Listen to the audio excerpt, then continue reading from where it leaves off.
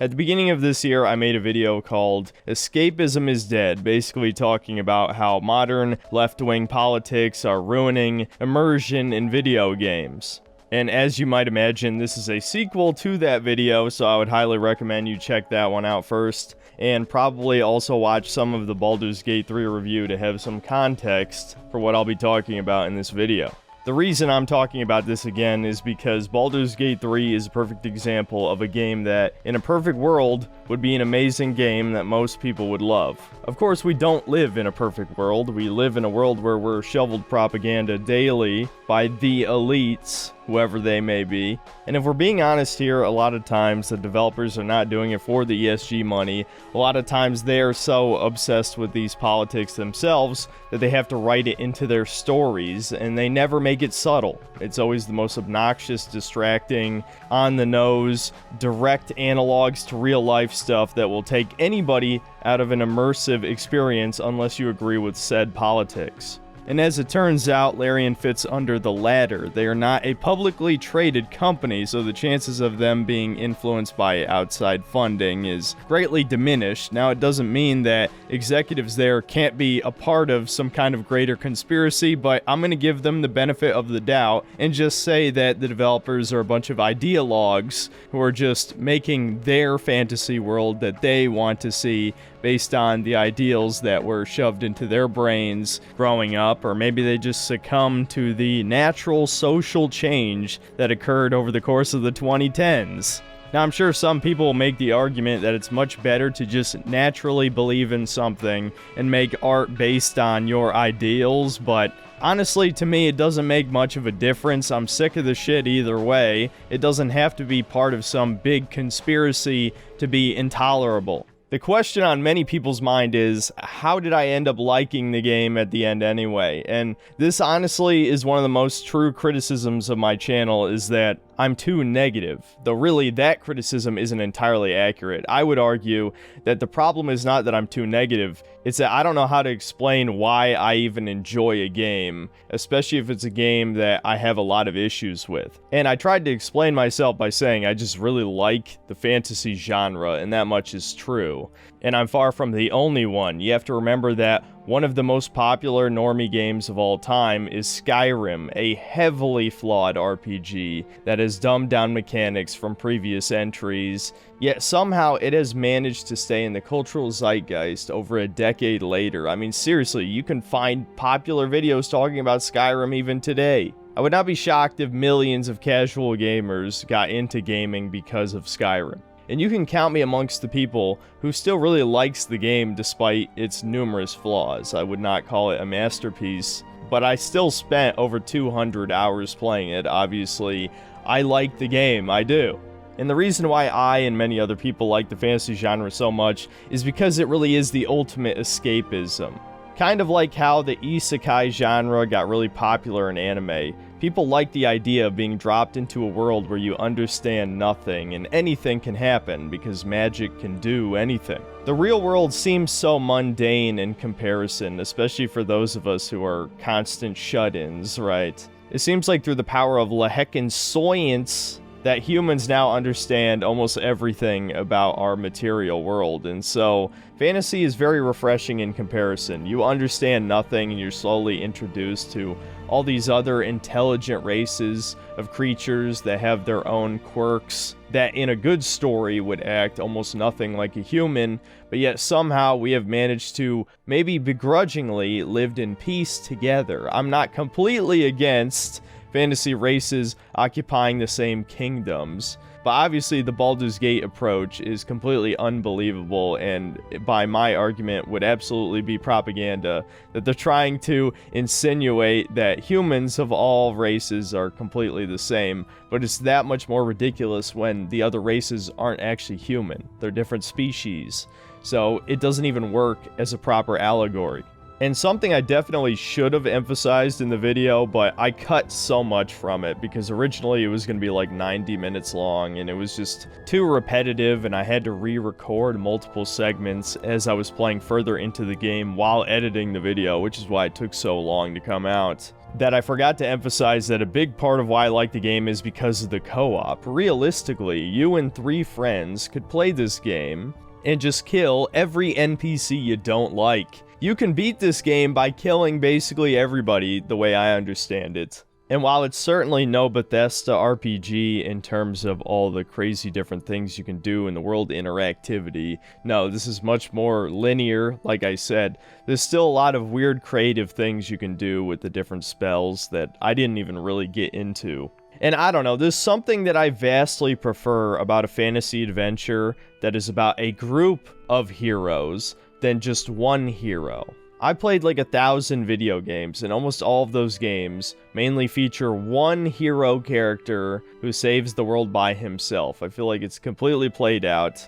There's nothing wrong with it, obviously, but there's something far more interesting about having a group of characters do something, because then there's a lot more writing involved, more drama. The story has the potential to be much better. The characters have their own arcs, you know, etc., etc. The point is, at least for fantasy, I think a party works better than just one guy who saves the world. But, you know, people play video games, obviously they want to be the hero of the story.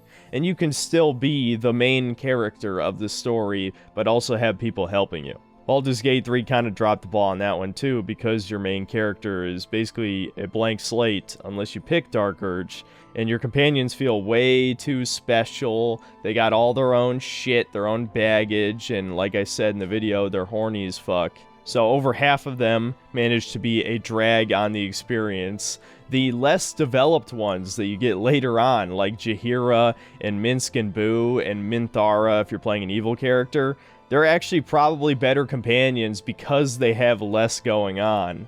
You get to know their basic personality, you can ask them some questions, but ultimately you still feel like the main character there. You're the one driving the story forward, instead of half of your companions having these big side quests that are tied into the main story, and you can even choose to play as them as your main character in character creation, which makes them feel even more important. But anyway, to circle back around into me liking this game, there's a small vocal minority of my audience that is depressingly obsessed with politics. I'll put it that way to be nice about it.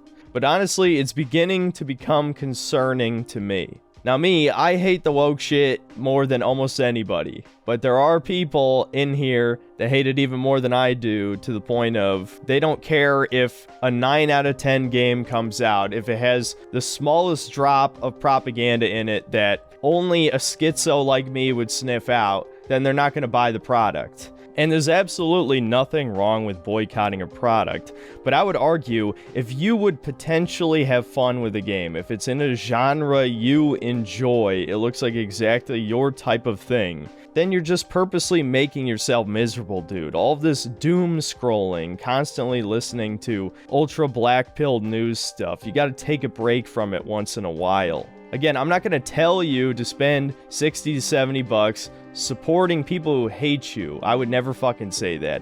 What I would tell you to do is pirate it if you can. In fact, that's probably the biggest mistake I made in the Baldur's Gate 3 review, was not saying in the conclusion to pirate it if it looks like a game you would like, right? Boycotting is all well and good, totally support it conceptually, but the real issue here is you should never let subtle political propaganda potentially ruin the fun you could have playing a game. If a game is fun to play, that's way more important than any of the other stuff. And let's derail this topic once again to talk about that for a second, because this is something that people who watch this channel still do not understand, even after over 3 years. That my primary concern with any video game is simply the question, is it fun? If the answer is yes, then I think it's a good game and I'm going to recommend it. That's it. Now, does wokeness stand in the way of fun? Absolutely. Which is why Baldur's Gate 3 is such a peculiar case. Like I said, I didn't really do a good job explaining the good things about the game.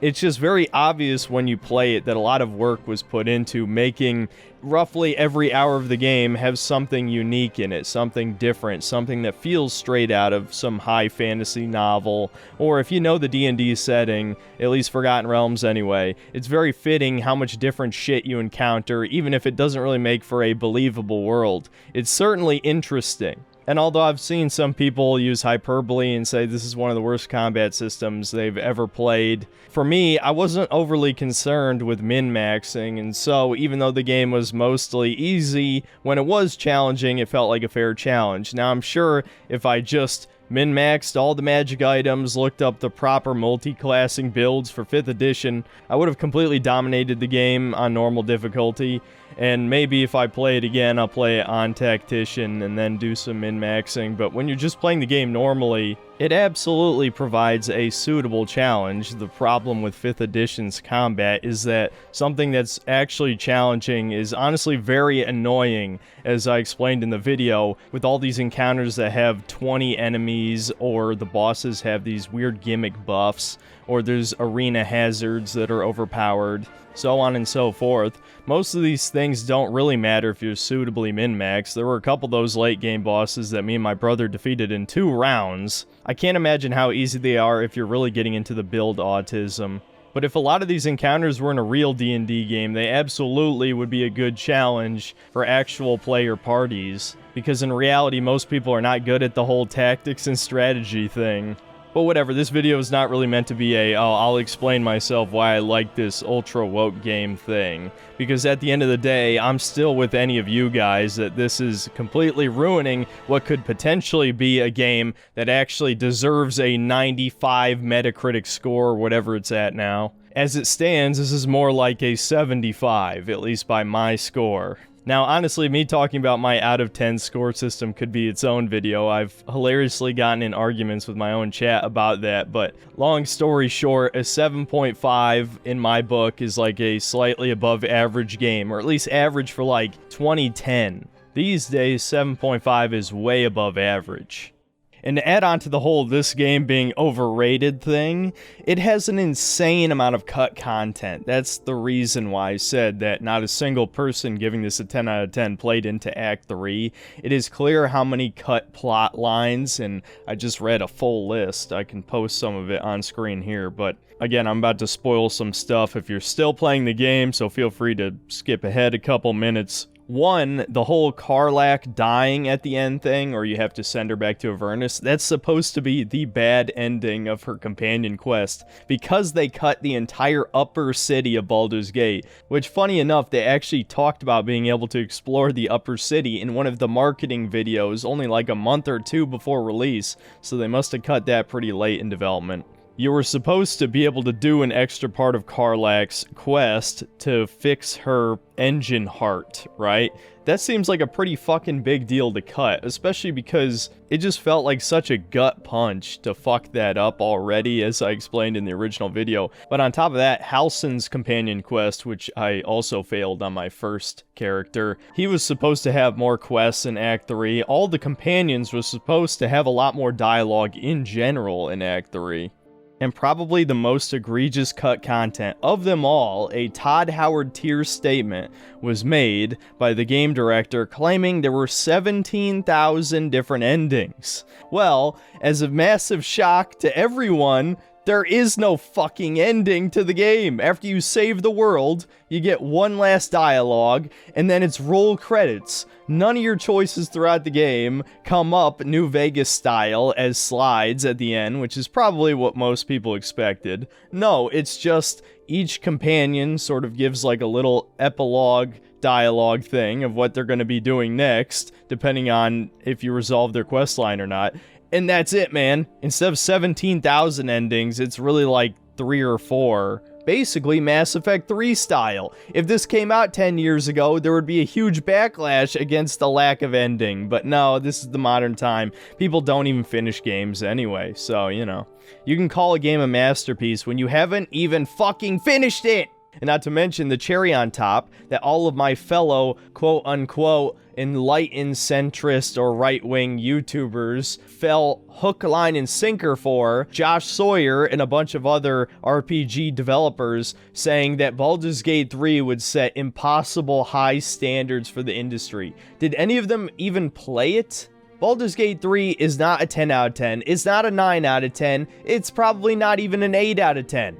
How the hell is it setting new standards for the RPG genre? Especially, it's hilarious Josh Sawyer saying this when Fallout New Vegas is probably one of the greatest RPGs ever made, in spite of all of the various subtle propaganda in it that, again, is probably worth its own video. And I have to remind you that Fallout New Vegas is in my top 20 favorite games of all time. Maybe I need to say this more, because you have to understand that a game being woke, whatever your definition of that word might be, I've already given you mine multiple times, does not ruin my ability to enjoy it.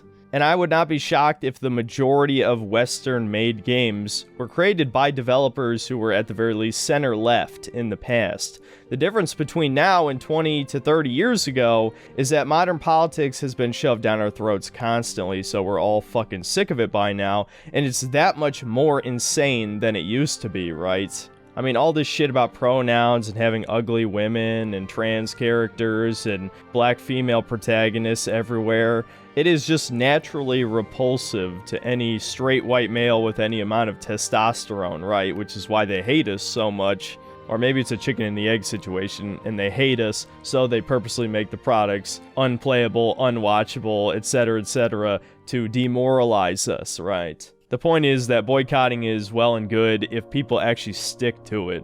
But I've already said this in the past, that gamers are hopeless addicts. They're gonna purchase any product that looks fun because our lives are fucking miserable, and so we're trying to escape into this fantasy world, right? That's the whole point of this video.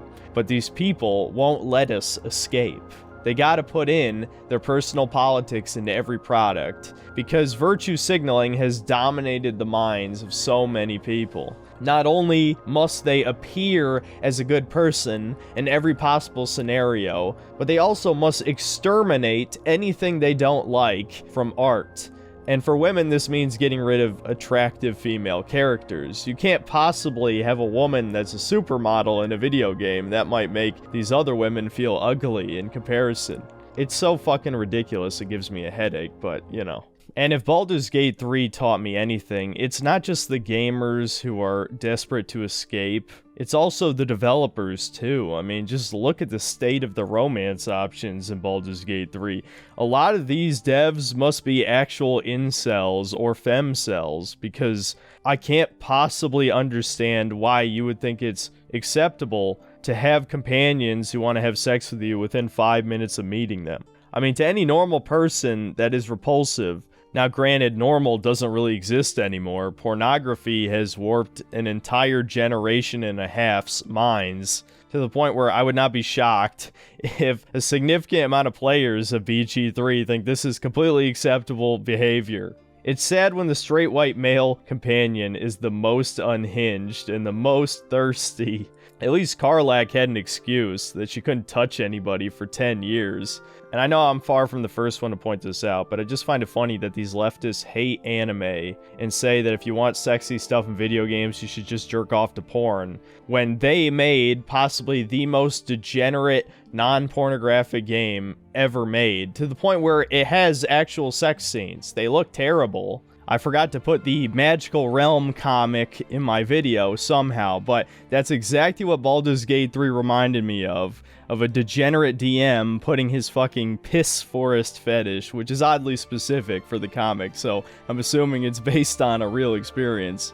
But the fact that this is a fairly high-budget Western game that is allowed to have sex scenes and is praised by the puritanical left-wing media. But anime is the worst thing ever. Everyone who likes anime is a pedo. And I think if you're one of the few people confused as to why this is the case, the simple answer is that anime girls are attractive and Western girls are not. It's really that simple, guys. And the reason I liked Baldur's Gate 3 is because I thought it was fun in spite of the propaganda. That's it. Of course, the propaganda makes the game less fun. I think if the world was much more homogenized and the different species of Faerun were made distinct culturally and behavior-wise, maybe even give them a quote-unquote problematic view on ethical issues, though that might be a little bit too far. We almost dipped into that with the Githyanki, but it turns out they're evil space fascists, so that ruined any possible nuance they could have had.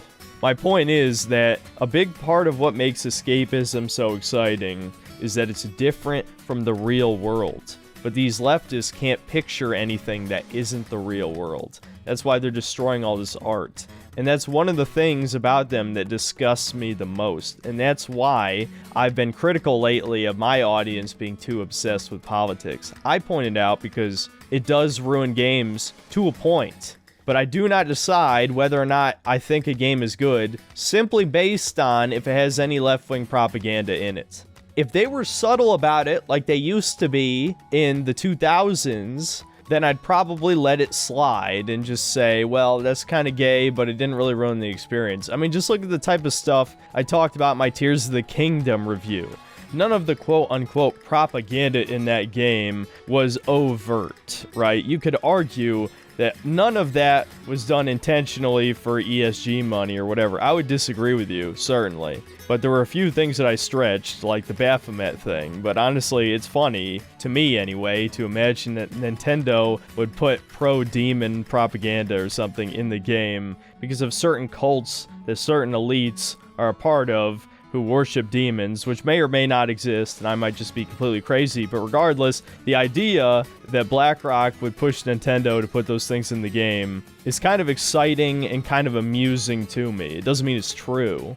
It's funny, as I'm talking about this, I feel like I've completely lost my original point somewhere along the way, but that's kind of why I like these gaming is dying doomer ramble essays, because I can just jump from one topic to another and not have to, like, edit it into something listenable like I normally do for these videos. This is just how my stream of consciousness is always in real life, if you've been curious. But whether it was healthy or not, since I was a child, I've indulged in escapist fantasy. The first game I remember playing is Spyro the Dragon. You play as a fucking purple dragon. That's not exactly relatable to a human being. Maybe having an exposure to something like that so young is what made me love fantasy. Not to mention the very first MMO I played was RuneScape when I was like 8 or 9 years old, and obviously RuneScape is very goofy. It's not a serious world at all, and it's incredibly repetitive and grindy, and I certainly wouldn't recommend anybody play it in the modern day, but it certainly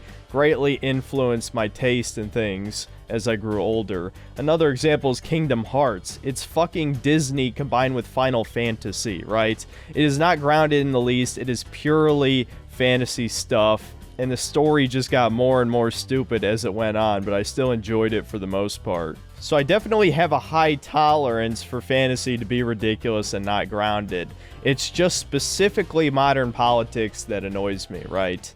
I just want a video game version of Lord of the Rings, and I don't mean a literal adaptation. I mean a group of friends who go on this epic, well-defined quest. And while the characters all have their differences, maybe they're of different species or player races or whatever, right? But they have a common goal, they have relatable motivations, they act like humans, but are significantly different enough to feel somewhat alien, right? What happened to elves being basically alien to human understanding, and the dwarves being super greedy and holding grudges and shit? You don't have to copy the fantasy tropes exactly, but you definitely need an equivalent to the Tolkien tropes to make other player races compelling. Otherwise, you're just a special snowflake tiefling. You want to look like a pretty demon person with none of the downsides to being a fucking devil.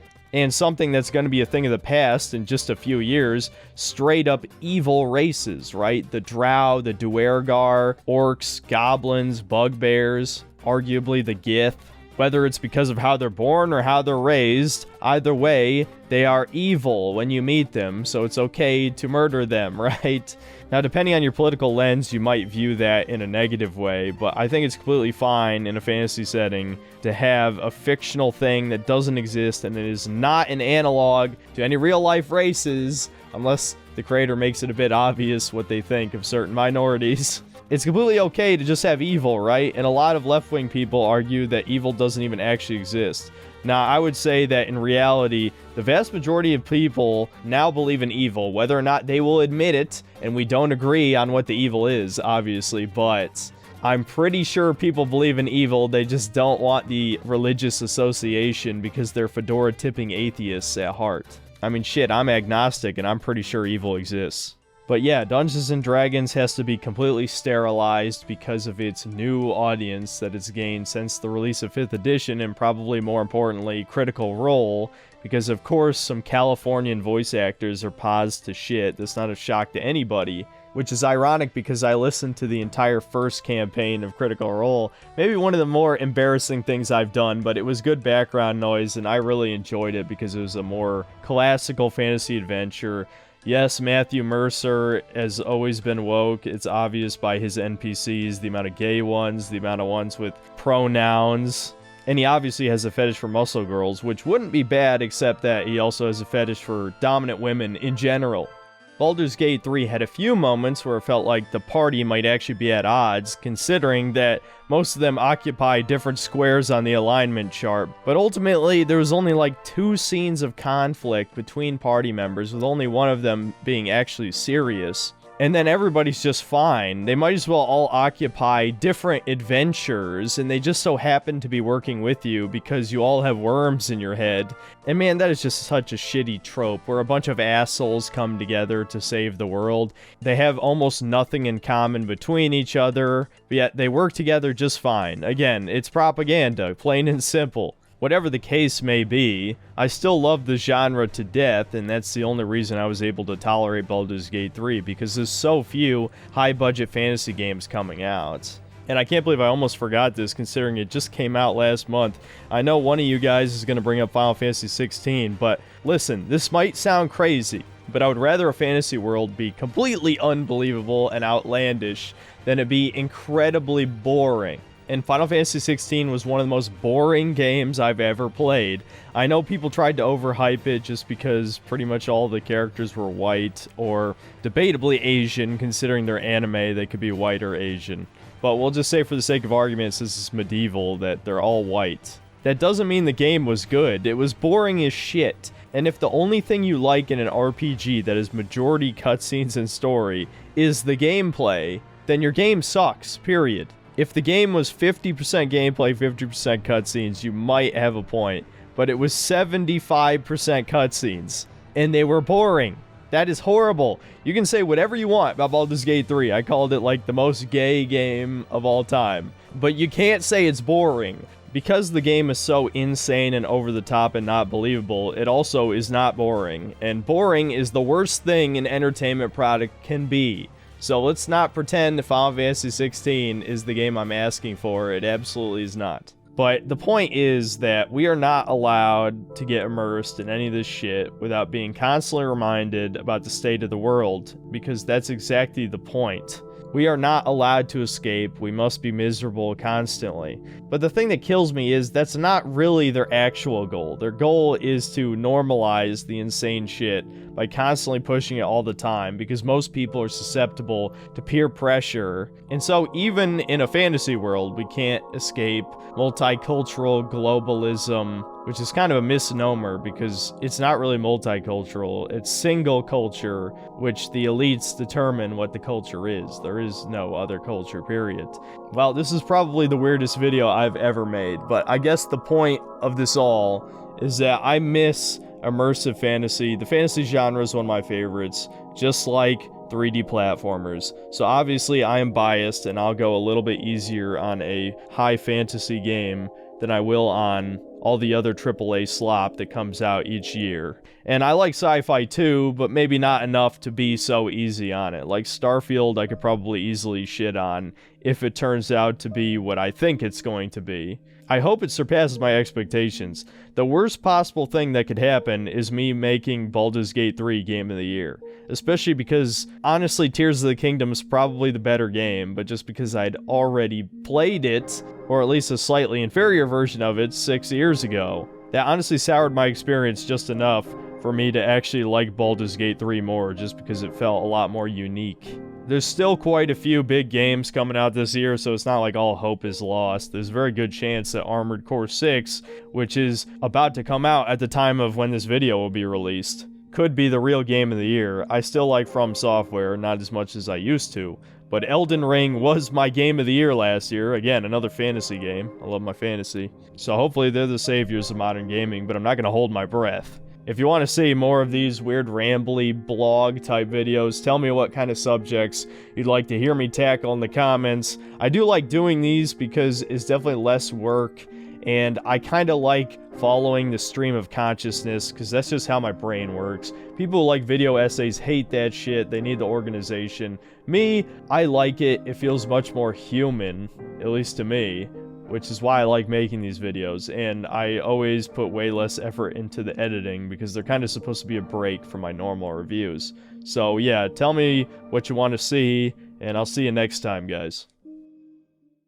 All that magic over all that time. And so the wound grows. But without magic... We can't win the war to control magic.